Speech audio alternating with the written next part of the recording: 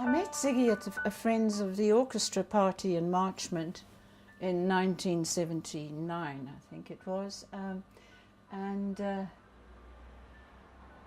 he approached me and said, would I like to come to an Easter party, and that he would come and pick me up.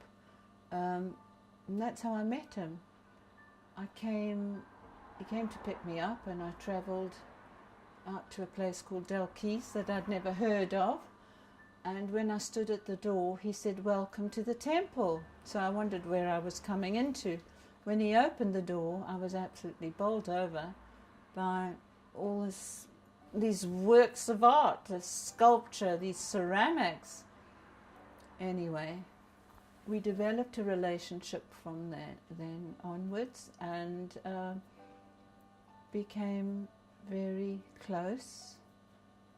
And we really enjoyed each other's company, because although he was passionate about expressing himself through wood and ceramics and stone, I had my own career. But we met, we were parallel, but we met at the right times, and our relationship blossomed into a deep love and respect for each other, and respect for who we were, and encouragement. And that's how I met Zig. I found Ziggy's life story really intriguing, because he was born in Latvia. I'd never heard of Latvia before. He was born in Latvia, and he was caught up in the war between the Russians and the Germans, and wanting to take over the smaller states in the Baltic. Unfortunately, fortunately, at the age of 17, because he was protesting for the freedom of Latvia and not to be repressed by the Germans or the Russians, he climbed a flagpole outside his school and hung up the Latvian flag, and was then immediately thrown into political prison. He then, in order to release him, one of his relatives requested that they released him, and on condition that he went to fight with the Germans. And the irony of it was that Ziggy, like so many young people of his age, they were fighting their two deadliest enemies, the Russians and the Germans. It depended on who got them first.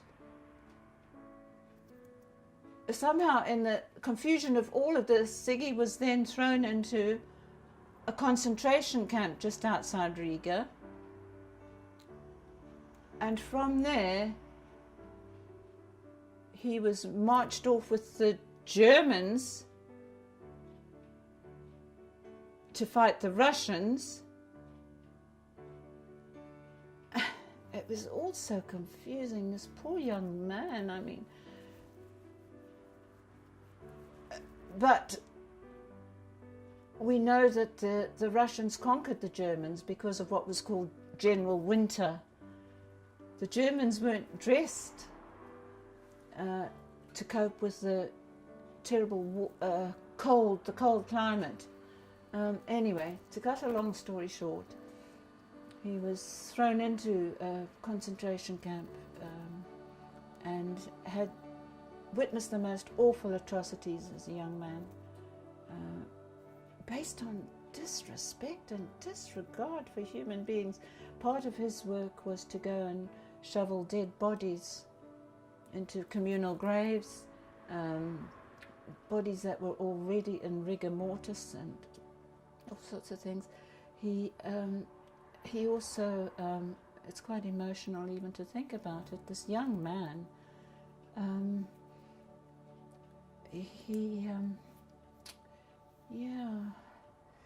he had a very, very lucky escape, because they were being bombed by the Russians. And a German guy actually said, because Ziggy was in hospital at this stage, somewhere fighting along the front lines, he'd got shrapnel that injured his liver, lodged in his liver and affected his leg.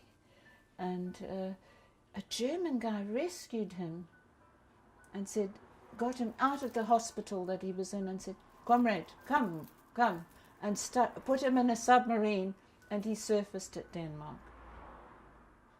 So Ziggy had seen a lot by the time he was 22 or whatever.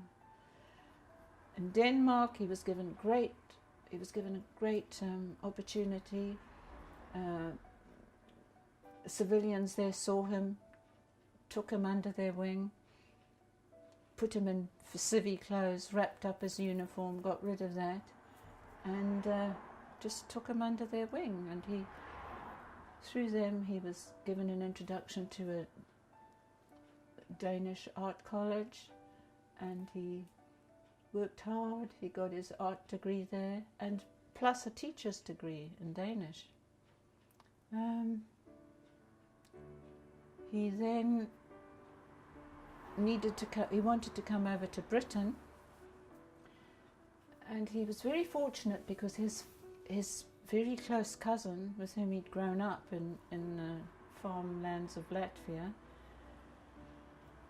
was a minister at the church in Leith here, and it was through his cousin that he was able to come over to Scotland. And from then, he was given a grant to go to Scottish Art College. He got Best Student of the Year. And Ziggy always felt that he had 3 nationalities. He was Latvian, he was Danish, and he was Scottish.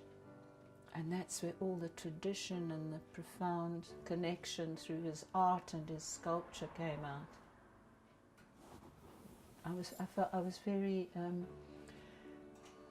I felt very blessed to have been part of Ziggy's life in my advancing years.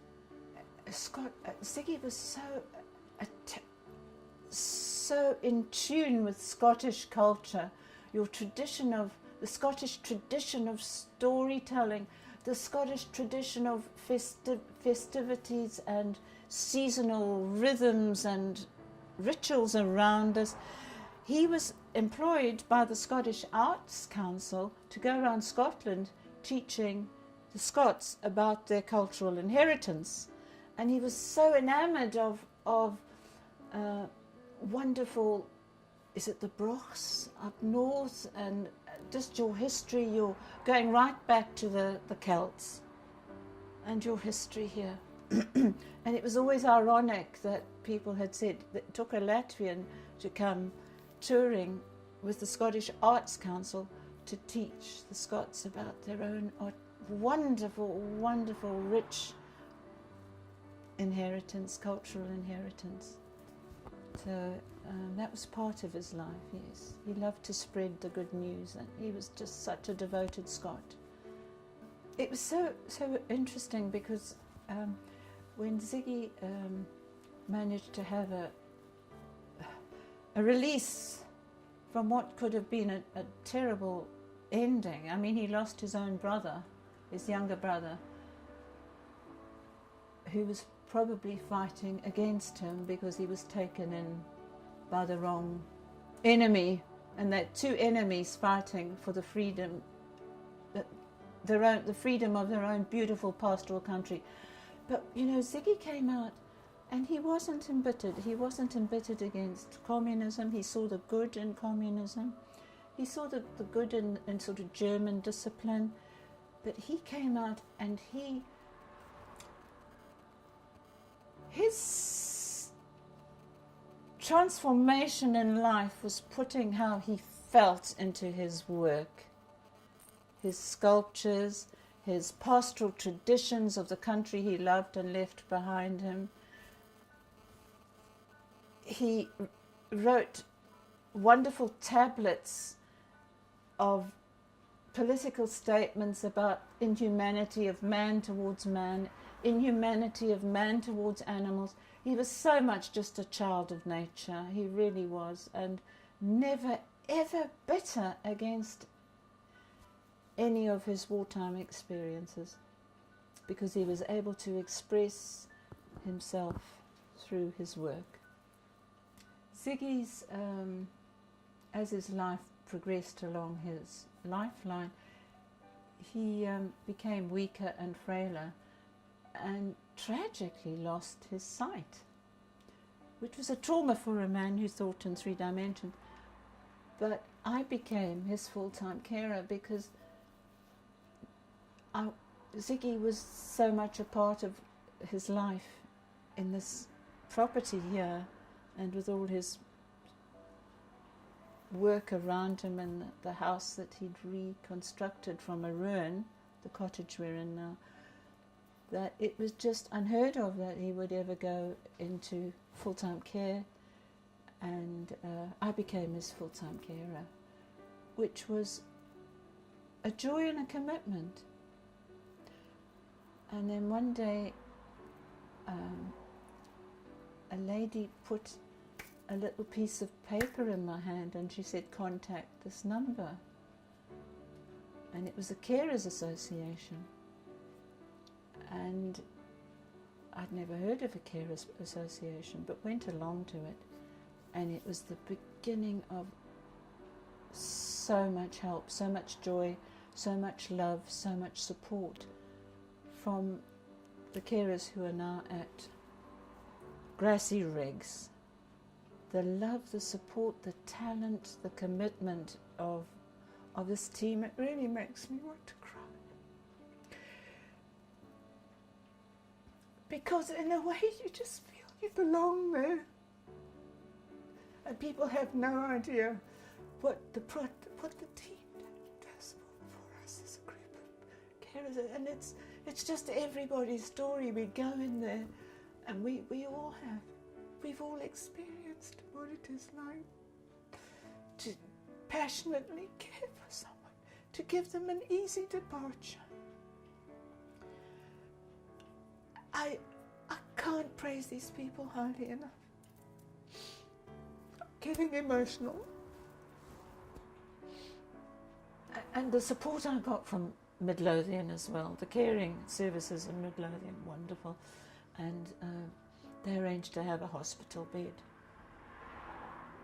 in a room which I converted from a garage, that it could be on the ground floor for him, that he could be lying in his bed and seeing the garden around him. Because if he'd gone into hospital, I would have been next. I would have been the first person that wouldn't have left his side. I don't want this to be cut. Because he deserved so much, and he deserved to die in this garden that he created from nothing, and all his suffering which he just turned into creativity, and also spread the creativity by teaching people to tap into their own craftsmanship, to their own creativity. He was a wonderful man. He was very simple, very humble. Everything here is recycled. He didn't believe in materialism and material goods. He was steeped in folklore, just as the Scots are steeped in folklore tradition. And he was as proud to be a Scot as he was to be Latvian. It was an adopted home. And he met me, and I was sort of an adopted person here too, because I wasn't born in Scotland, but I was so embraced and so welcome. You're so modest, you're so tuned in, and you have a very humble expertise, and you have that expertise because you've gone off, you've studied in depths about how to relate to people who are older carers. Honestly, you are a lifeline. And what I find so amazing is that I am a widow now, but you still welcome us in as widows, just to support us.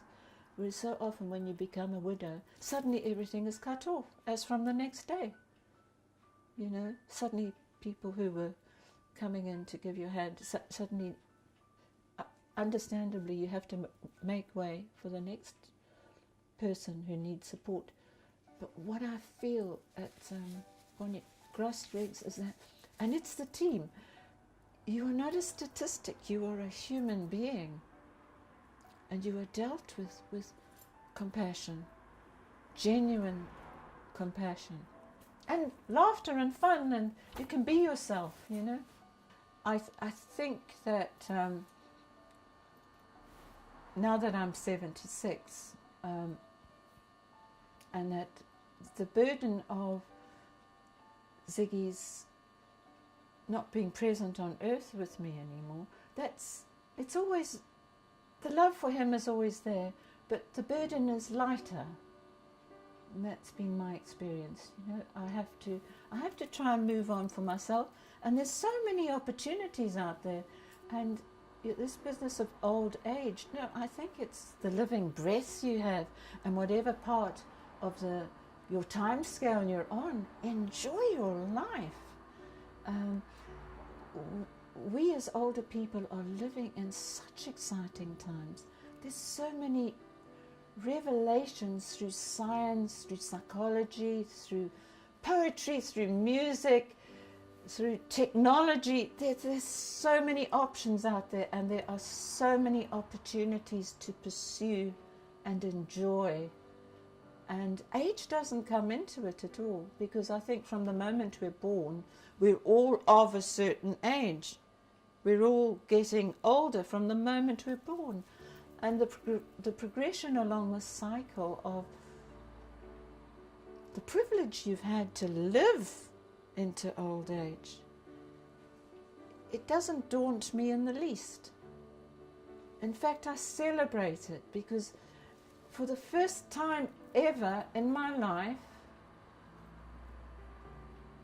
I'm a free spirit now. I have no commitments to anyone else other than myself. And the joy of being with people of my own age who are walking stories, who are full of experience and love. If you can tap into that, if you can enjoy the feeling and the tenderness that you can develop towards each other. What I want to fulfill is bringing out the best person that I can humbly possibly be. And I think a lot, you know, I have nothing to show in the way of artistic, I have nothing to show in the way of my talents, or I'm not gifted like a lot of people I meet. Scottish women were they were taught so much in the way of craft by their tradition and parents. They can all crochet and knit and paint, and they're very artistic, and cook, you know. I have so much, and sing, but I just want to enjoy sharing with people the joy of being alive. I have developed techniques along the way. I do really believe in meditation. It doesn't have to be too fancy, but it's taking yourself into your own world and lowering your blood pressure and your anxieties. Keeps you going. There's so much out there to help us, and so much out there that we can share and help each other along the way, and sort of continue to work towards life, even in as I'm getting older, to work towards a death that I can look at and think, gee, you know, life's been okay. It's been fantastic. Let's see what's beyond here now. I live on my own, and I'm alone a lot, but I'm never lonely, because the spirit of my husband, a sincere and honest man, humble man, but the spirit of him is around me in all his artworks. As it was pointed out to me by a very insightful young man, that even though I may not have the feeling of touching my husband anymore, when I touch his works, I am touching him. And so, as I say, I'm alone a lot, but I'm never lonely. There are too many options. And if I could reach out and to a lonely person and to maybe show them how there are ways of getting in touch with who you are, and loneliness doesn't have to be, and becoming invisible is not necessary what people have defined, a lot of people have defined for old age. I love getting older. I can do what I like. I'm free now. But Ziggy is always with me. He always will be in whatever happens in my life. He's just, you know, he's part of my spirit. And it's amazing because, you know, spirit does live on. This is what astonishes me. Spirit lives on, and it's about the spirit. And spirit, whatever age you are, and as you get older, you realize what spirit is. When you're younger, you don't, you know. But spirit, and we as older people have got so much to offer younger people. So I think we should go for it, and we should encourage young people. There should be movements where young people come and learn from us, because we have so much to say. We've also got a lot to learn from younger people. Masses and masses to learn. I have a lot of younger friends. I have friends of all ages, colours, sizes, descriptions, genders. I have lots of friends because it's about meeting each other where you're at and working from there. So life is wonderful.